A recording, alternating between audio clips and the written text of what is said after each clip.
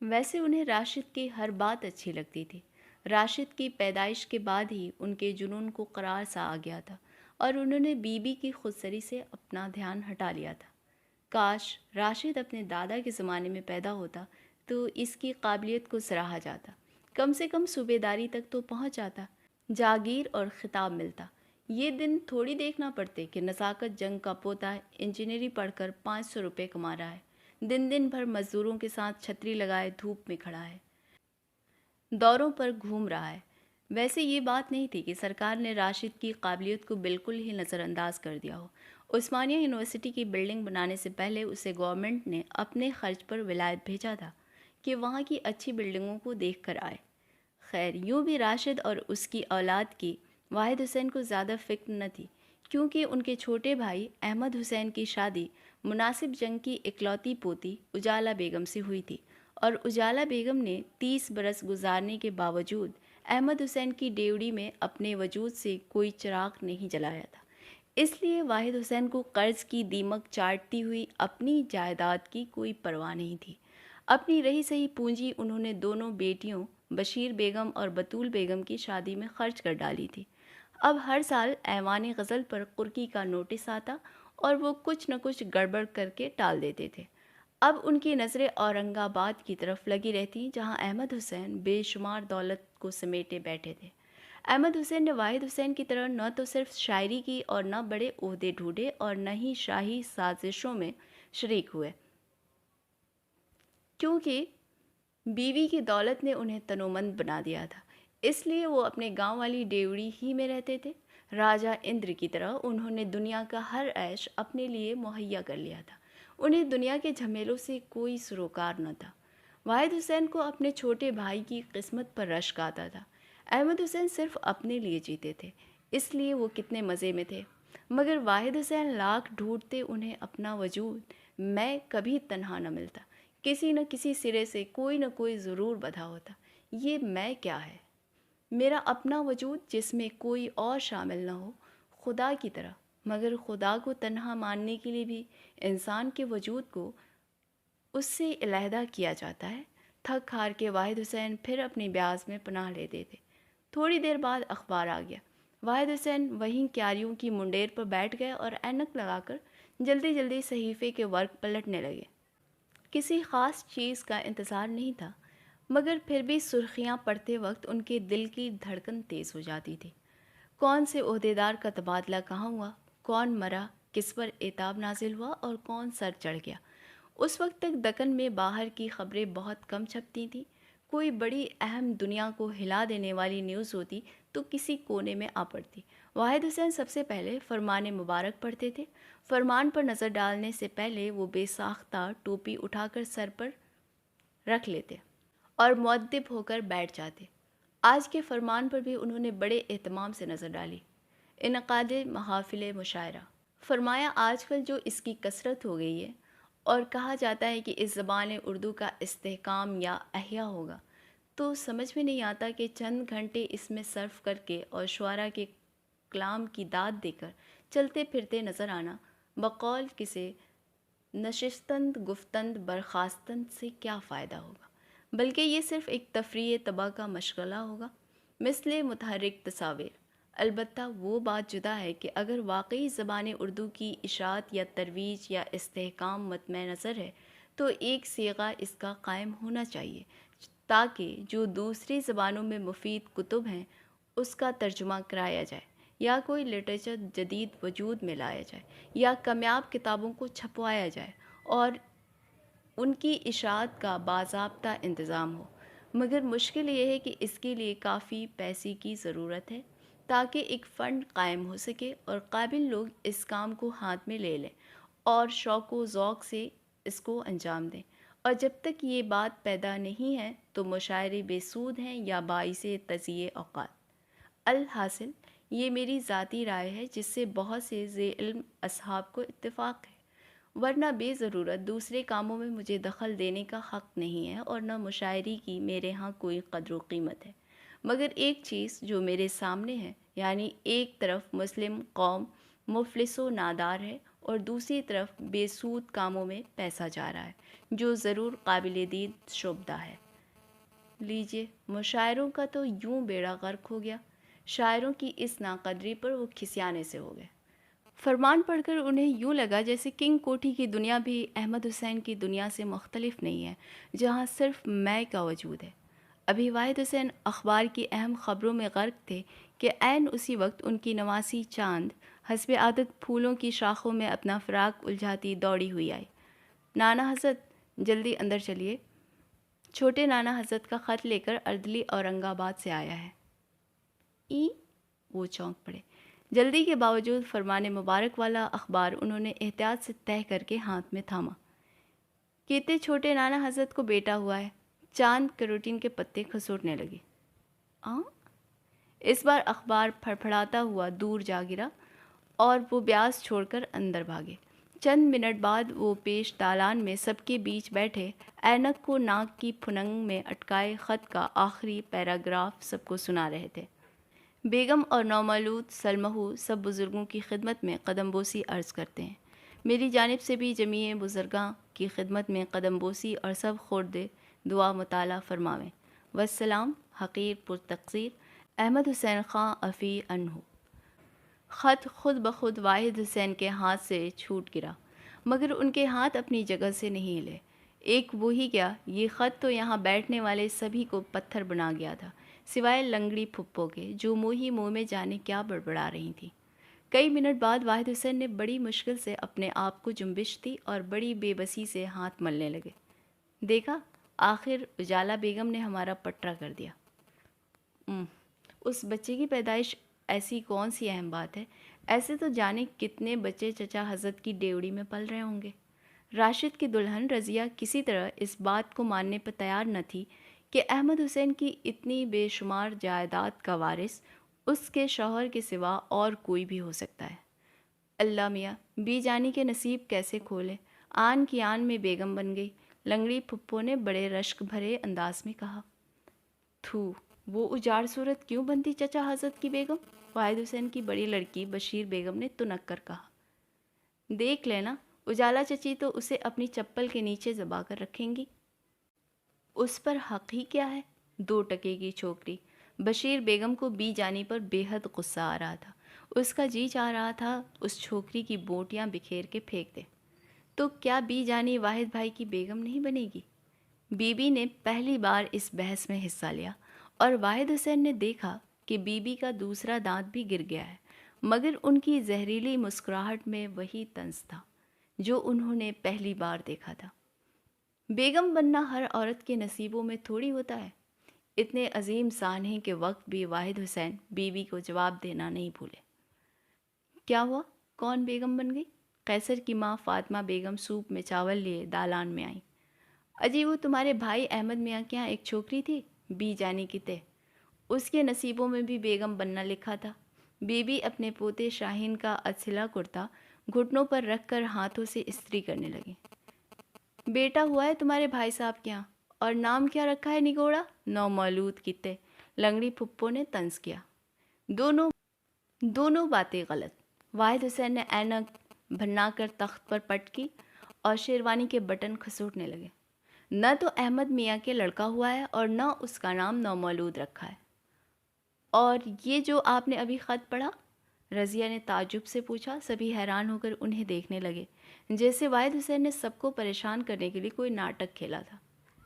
میں نے یہ بھی پڑھا تھا کہ لڑکے کا نام نصیر حسین خاں رکھا گیا ہے اور لڑکا احمد میاں کے نہیں، ان کی بیگم بی جان کے ہوا ہے، انہوں نے چلا کر کہا۔ اتنی دیر میں ان کا بلڈ پریشر کئی پوائنٹ آگے بڑھ چکا تھا اور وہ غصے کے مارے تھر تھر کانپ رہے تھے۔ ہاں، فاطمہ بیگم، لنگڑی پھپھو، رضیہ اور بشیر بیگم ہنس رہی تھیں اور اس بات کو بھول چکی تھیں کہ واحد حسین کے آگے انہیں نہیں ہنسنا چاہیے۔ غصے کے مارے واحد حسین کا بلڈ پریشر بڑھا اور رنج کے مارے رضیہ کے پیٹ میں پھدکنے والی ننھی سی جان بھی بے چین ہو گئی اور وہ ہنستے ہنستے اندر جا کر کراہنے لگی۔ اس خبر سے سب سے زیادہ خوش ہونے والی لنگڑی پھپھو تھی، مگر انہوں نے کسی پر اپنی خوشی ظاہر نہ ہونے دی۔ لنگڑی پھپھو کا نام گوہر بیگم تھا۔ وہ راشد کی ہم عمر تھیں اور واحد حسین کی چچے زاد بہن تھی۔ سنا ہے وہ اپنے ماں باپ کی اکلوتی اولاد تھی۔ 14 برس کی بیٹی کے لیے ان کے ابا رشتہ ڈھونڈ رہے تھے کہ ٹرین کے ایک حادثے میں ان کے ماں باپ دونوں مر گئے۔ لنگڑی پھپھو ماں اپنی جائیداد اور زیور و دولت کے واحد حسین کے والد کی سرپرستی میں آ گئیں۔ وہ بیچارے اپنی لاوارث پوتی کے لیے اتنی احتیاط سے رشتے تلاش کرتے رہے کہ وہ 25 برس کی ہو گئیں، اور جب ان کی ننیہال والوں نے دادا کو تانے دینا شروع کیے کہ واحد حسین اور احمد حسین گوہر بیگم کی دولت پر دانت لگائے بیٹھے ہیں، اس لیے ان کا ہر پیغام لوٹا دیتے ہیں، تو کرنا خدا کا یوں ہوا کہ گوہر بیگم عید کا چاند دیکھ کر اپنی قسمت جاگنے کی دعا مانگنے چھت پر گئیں، اور وہاں سے چکرا کے جو گری ہیں تو نیچے سڑک پر ہوش آیا، تو ان پر یہی وہم سوار تھا کہ انہیں کسی نے پیچھے سے دھکا دے دیا۔ مگر ایوان غزل میں کون ان کی جان کا دشمن تھا؟ اسپتال سے گھر آئیں تو کولہے کی ہڈی ٹوٹ چکی تھی، ایک پاؤں لنگ کھاتا تھا۔ اب وہ لکڑی کے سہارے پورے بدن سے دوہری ہو کر چلتی تھیں۔ اب سوچیے بھلا ایسی ٹوٹی پھوٹی لڑکی سے کون پیار کرتا؟ اسی لیے ایوان غزل میں لنگڑی پھپھو کے نام سے انہیں سب پکارتے تھے۔ لونڈیوں چھوکریوں کے اوپر حکم چلانے اور تمام ڈیوڑی کا انتظام کرنے میں وہ دن دن بھر مصروف رہتی۔ سب انہیں بے حد چاہتے تھے۔ ان کی ساری کڑوی کسیدی باتیں بڑوں سے لے کر بچوں تک کو ماننا پڑتی۔ گھر کی لڑکیوں کو ان کا حکم سننا پڑتا۔ واحد حسین تو ان کی ذرا سی بیماری سے گھبرا جاتے تھے، اپنی بہن کی دلجوئی میں کوئی کسر نہ اٹھا رکھتے۔ بیچاری قسمت کی ماری بہن پر انہیں بڑا ترس آتا تھا۔ سارے گھر پر لنگڑی پھپھو کی حکومت تھی، اور وہ اپنی جلی کٹی زبان میں جسے جو جی میں آتا کہہ دیتی تھیں، ہر ایک کے پھٹے میں ٹانگ اڑانے کو تیار۔ اس گھر میں صرف واحد حسین کی بیوی بی بی سے ہی ان کی مدبھیڑ کا امکان تھا کہ نند بھاوج کی ازلی دشمنی مشہور ہے، مگر بیوی بڑے ٹھنڈے خون کی تھیں، اور 30 برس گزرنے کے باوجود وہ اپنے آپ کو ایوان غزل کی ملکہ کی بجائے ایک چپراسی کی لڑکی ہی سمجھتی رہیں۔ انہوں نے اپنے سارے اختیارات لنگڑی پھپھو کو سونپ دیے تھے، اور خود سارے گھر کی ذمہ داریوں سے الگ تھلگ بناؤ سنگار کیے، خوشبو میں بسے، چمچم کرتے کپڑے پہنے، کلائیوں میں سنہرے نگوں کا جوڑا چمکاتی مسہری پر بیٹھی رہتی تھیں، یا پھر ناولیں پڑھنے میں وقت گزرتا، ماماؤں سے شہر کی اہم خبروں پر تبصرہ ہوتا، یا پھر پردہ لگی موٹر میں بیٹھ کر وہ رشتہ داروں کے ہاں ملنے چلی جاتی۔ انہیں بالکل خبر نہ ہوتی کہ آج گھر میں امباڑے کی بھاجی پکی ہے یا پالک کی، واحد حسین کا کن کن چیزوں سے پرہیز ہے۔ البتہ واحد حسین کمرے میں آتے تو وہ نئی دلہنوں کی طرح سمٹ کر بیٹھ جاتی، ان کی ہر خواہش، ہر حکم کو بسر و چشم قبول کرنے کو تیار۔ واحد حسین کو نوابی قسمت ملی تھی، نہ شاہانہ ٹھاٹ، اسی لیے ان کی آواز میں بڑی شائستگی تھی، ان کی زبان بڑی مصلحت پسند تھی، جو ضرورت پڑنے پر شہد بھی بن جاتی اور زہر بھی۔ اس لیے ان کی بات کرنے کے بھی دو اسٹائل تھے، ایک وہ پرمزاح اور شفقت آمیز زبان جس سے وہ نوکروں اور دوستوں سے بات کرتے تھے، اور ایک وہ پرشکو انداز جو اپنے آگے اور کسی کو نہ مانتا تھا۔ لیکن اس کے علاوہ بھی واحد حسین کا ایک اور روپ تھا، وہ عاجزانہ اور نیاز مندانہ ایک عاشق کا انداز جو صرف بیوی کے لیے مخصوص تھا، کیونکہ بندگی بھی انسان کی سرشت میں داخل ہے۔ کبھی کبھی اپنا سب کچھ کسی کو سونپ کر، کسی کے حوالے کر کے بھی کیسی راحت ملتی ہے، اپنے وجود سے انکار کر کے۔ واحد حسین نے بھی بیوی کو اپنی ساری چابیاں سونپ دی تھیں۔ یہ وہ عورت تھی جس نے 25 برس کی عمر میں 25 عشق کرنے والے واحد حسین کو اپنے پاس بٹھایا تو پھر وہ اور کسی طرف نہ دیکھ سکے، مگر اس ڈیوڑی میں لا کر 3 بچوں کی ماں بنا کر بھی بیوی ان کے ہاتھ نہیں آتی تھی۔ اب وہ بیچارے باغ میں بیاض کھولے صبح کا انتظار نہ کرتے تو کیا کرتے؟ خط ہاتھ میں تھامے واحد حسین بڑی دیر تک سوچتے رہے کہ آج صبح ہی بڑی بے تکی ہوئی تھی۔ کبھی ایسا ہوا نہ تھا کہ اتنے ہاتھ پاؤں مارنے پر بھی ایک مصرع ہاتھ نہ آئے، اخبار میں کوئی اچنبھا نہ نکلے، مگر اچنبھا تو کمبخت خط کے اس پرزے میں چھپا بیٹھا تھا۔ یہ چاند بھی کیسی نکمی نکلی، جانے کیوں اپنے دادا کا گھر چھوڑ کر یہاں پڑی رہتی ہے، صبح ہی صبح سبق پڑھا نہ نماز، بس چلی آئی ہے منحوس خبر سنانے، جبھی تو لوگ لڑکیوں کی پیدائش پر سر پیٹ لیتے ہیں۔ دلہن بھابھی آپ آج ہی بشیر بیگم سے اجالا بھابھی کو خط لکھوا دو، کہنا کہ اس اجاڑ صورت بی جانی کو زیادہ منہ نہ لگاؤ، بچے کے لیے کوئی کرسٹان آیا رکھو، نہیں تو اس کمینی کا دودھ پی کر بچہ بھی ویسا ہی نیچ ہو جائے گا، پھر تو وہ سچ مچ کا نواب بنے گا نا گوہر بیگم۔ بی بی نے مسکرا کے گوہر بیگم کی طرف دیکھا۔ اچھا ہوا اجالا بیگم کو اپنی دولت کا وارث مل گیا۔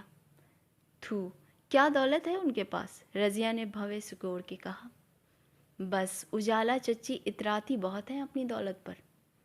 اجی نہیں رضیہ دلہن، ہاتھی مرا بھی تو 1.25 لاکھ کا ہوتا کیتے۔ اجالا بیگم کے خاندان والے بڑے پیسے والے لوگ تھے۔ وہ جو قصے کہانیوں میں دولت مندوں کی باتیں لکھی ہیں نا، وہ سب اسی خاندان کی باتیں ہیں۔ وہ سب سن چکی ہوں وہاں کے قصے۔ لنگڑی پھپھو گھٹنوں پر تھوڑی ٹکا کے اجالا بیگم کا ماضی دیکھنے لگی۔ اندر والے کمرے میں شاہین رو رہا تھا۔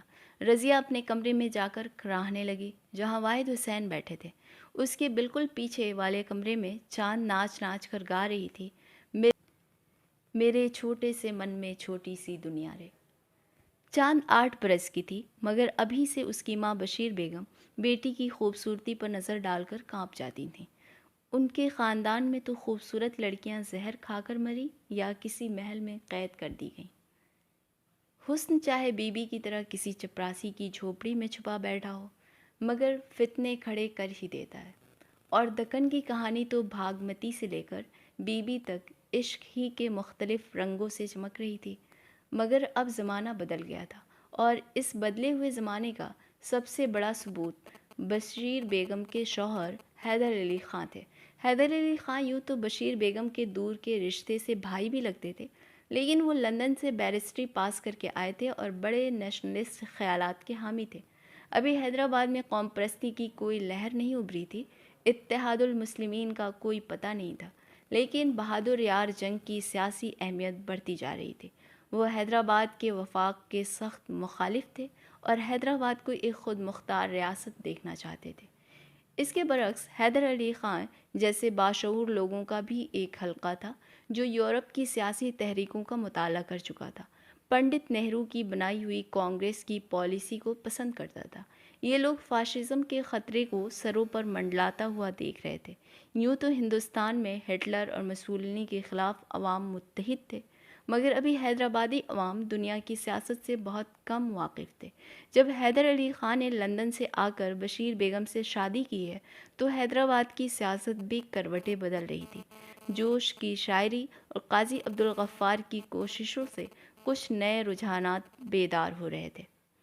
سروجنی نائیڈو کانگریس میں شریک ہو کر کام کرتی تھیں اور ان کی قیادت میں حیدرآباد میں بھی نئے رجحانات رکھنے والوں کا ایک حلقہ ابھرنے لگا تھا۔ اس کے سب سے سرگرم کارکن حیدر علی خاں تھے۔ یہ وہ زمانہ تھا جب اقبال بال جبریل لکھ کر ہندوستانی نوجوانوں کو بیداری کا پیغام دے رہے تھے اور ٹیگور گیتانجلی سنا چکے تھے، مگر حیدرآباد میں اقبال کی غزلیں ڈیوڑیوں میں ہونے والی قوالیوں میں سنی جاتی تھیں اور نا انصافیوں تلے پسنے والے بوڑھے جاگیردار حقیقت منتظر کو لباس مجاز میں بلانے پر اپنی داڑھیوں میں آنسو پوچھ لیا کرتے تھے۔ بشیر بیگم نے کبھی کوشش نہیں کی کہ اپنے دولہا کے خیالات کو سمجھیں۔ وہ ابھی 6 7ویں کلاس میں تھیں کہ ان کی شادی ہو گئی۔ اس زمانے میں عام طور سے لڑکیوں کا پڑھنا ضروری نہیں سمجھا جاتا تھا۔ جہیز کی دولت اور اونچا خاندان ہی انہیں سسرال میں برتری کا احساس دیتا تھا۔ بشیر بیگم تو بی بی کی خوبصورتی کا حصہ بھی لائی تھیں۔ یوں بھی ایوان غزل کا حسن کا جادو مشہور تھا، اس لیے وہ اپنے ولایت پاس میاں کی آنکھوں کا تارا تھی اور اس بات پر اترائی پھرتیں کہ ان کا دولہا بالکل انگریزوں کی طرح روز صبح نہاتا ہے، انگریزی میں باتیں کرتا ہے اور اس نے ایک اونچی پہاڑی پر ایسا مکان بنوایا ہے جس کے دروازوں میں کنڈیاں اور زنجیریں نہیں ہیں۔ حیدر علی خان نے طے کر لیا تھا کہ ان کی بیٹی چاند سلطانہ ڈاکٹر بنے گی، اس لیے انہوں نے چاند کو کانوینٹ میں داخل کیا تھا۔ اسے نئے زمانے کی ایک خود مختار عورت بننا تھا، اس لیے شام کو وہ ایک ڈانس اسکول بھی جاتی، اسکرٹ پہنتی، اس کے بال میموں کے ڈھنگ پر کٹے ہوئے تھے اور وہ اپنے ڈیڈی سے انگریزی میں بات کرتی تھی۔ چاند کی اس بدلی ہوئی روش پر اس کی ننیہال میں بڑی لے دے ہوئی۔ خود واحد حسین کو اپنی نوازی کی ننگی ٹانگیں بالکل اچھی نہ لگتی تھیں، مگر وہ اپنے ولایت پلٹ داماد سے بڑے مرعوب تھے اور ان کی ہر بات کو بے سوچے سمجھے مان لیا کرتے تھے کہ قابل آدمیوں کی ہر بات میں کوئی نہ کوئی اچھی بات پوشیدہ ہوتی ہے۔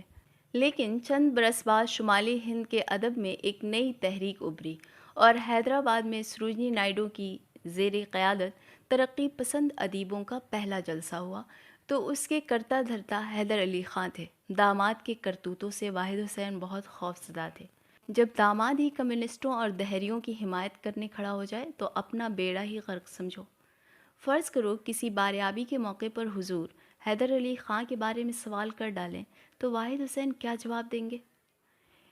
اسی لیے ایک دن حیدر علی خاں سسرال کی دعوت کھا کر جانے لگے تو واحد حسین نے بڑی میٹھی زبان میں بولنا شروع کیا۔ آپ انگریزوں کے خلاف تقریرا کریں تو ٹھیک ہے، مگر ان دہریے کنڈوں کی باتوں میں آگے پولیس کے ہتھے چڑھ گئے تو میرے کو نہ کو بولو۔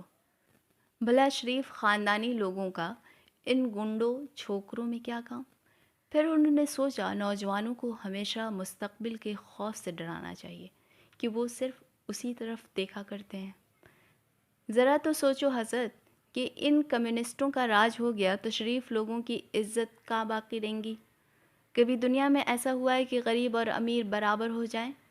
پھر کائے کو آپ چپ بم پٹارا مچاوے؟ حیدر علی خاں جانتے تھے کہ ان کے خسر جس انداز سے سوچتے ہیں وہ صحیح ہے، کیونکہ ہر انسان کے ساتھ اس کا ماضی، اس کا تجربہ اور مفاد ہوتا ہے جو اسے ایک خاص نقطۂ نظر قائم کرنے میں مدد دیتا ہے۔ لیکن یہی مصیبت خود حیدر علی خاں کے ساتھ تھی۔ ان کی نظر تمام دنیا کے حالات پر تھی، ہندوستان کی سیاست اور ہندوستانی عوام کی جد و جہد کے نتائج کو وہ کسی طرح نظر انداز نہیں کر سکتے تھے۔ اس لیے ان کے سر پر وطن پرستی کا جو بھوت سوار تھا وہ رزق کے بھوت سے کسی طرح کم نہیں تھا۔ اس کے باوجود جب وہ سسرال آتے تھے تو واحد حسین سے ایک مچیٹا کرنے میں انہیں کافی لطف آتا۔ جی فرمائیے ابا جان، کچھ نئی خبریں؟ وہ کھا پی کر اطمینان سے بیت الغزل کے آراستہ ہال میں جا بیٹھتے۔ ہم کیا خبریں سنانا؟ واحد حسین بھی فوراً پائپ سلگا کر آرام کرسی پر دراز ہو جاتے تھے۔ وہ آپ کی صوبائی خود مختاری کا خواب تو خوب سچا ہوا میاں۔ واحد حسین کو ہنسی آ جاتی، لیکن سوٹ بوٹ میں ملبوس حیدر علی خاں کو خسر کے سامنے بڑے ادب کے ساتھ سر جھکا کر بیٹھنا پڑتا تھا۔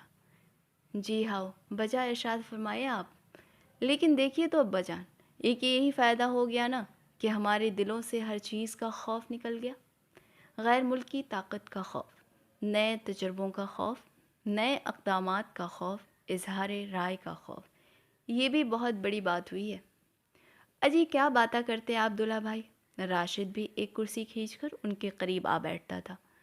ویسے اسے پالیٹکس سے کوئی دلچسپی نہیں تھی، لیکن شمالی ہند میں جو طوفان اٹھ رہے تھے ان کا تھوڑا بہت اثر یہاں بھی ہر سمجھدار تعلیم یافتہ انسان پر ہوا تھا۔ اپن تو ایک بات بولتے ہیں دلہا بھائی کہ ریاستوں کا الحاق ہوا تو اپنے ٹھاٹ باٹ ختم ہو جائیں گے، منصب جاگیریں سب چھن جائیں گی، بڑے بڑے عہدے سب ہندوستانیاں جھپٹ لیں گے۔ خیر، جاگیرداری تو بہرحال ختم ہو ہی جائے گی، لیکن جمہوریت میں ترقی پسند عناصر۔ حیدر علی خاں ٹھہر ٹھہر کر بات کرنا چاہتے کہ واحد حسین ان کی بات کاٹ دیتے۔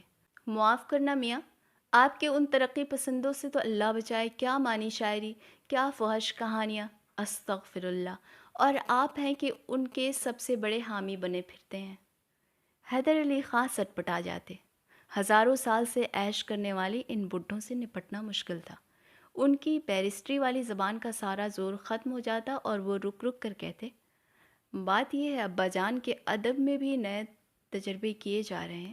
جاگیرداری سماج میں ادب کو صرف عیش و عشرت اور تفریح کا ایک ذریعہ سمجھا گیا۔ غزل میں صرف عورت کے حسن کے سوا اور کوئی موضوع نہیں ملتا، لیکن اب ادب میں نئے موضوع۔ اجی رہنے دو میاں، شاعری کا کون سا موضوع ہے جو نیا ہوگا؟ واحد حسین پائپ کی تمباکو کو جھٹک کر کہتے، وہی عشق و عاشقی کا موضوع، بھلا اس میں کیا جدت ہو سکتی ہے؟ ایسے وقت وہ خود اس بات کو بھولنے کی کوشش کرتے کہ انہوں نے عشق میں کیسی جدت پیدا کرنے کی کوشش کی ہے۔ اب آپ ہی بتاؤ حضرت کہ شاعری میں معشوق کی بجائے شاعر کس کی سراپا نگاری کرے؟ بھلا مزدوروں کے کام پر کہیں غزل لکھی جاتی ہے یا پھر مشینوں کے پرزوں کی تعریف ہوتی ہے؟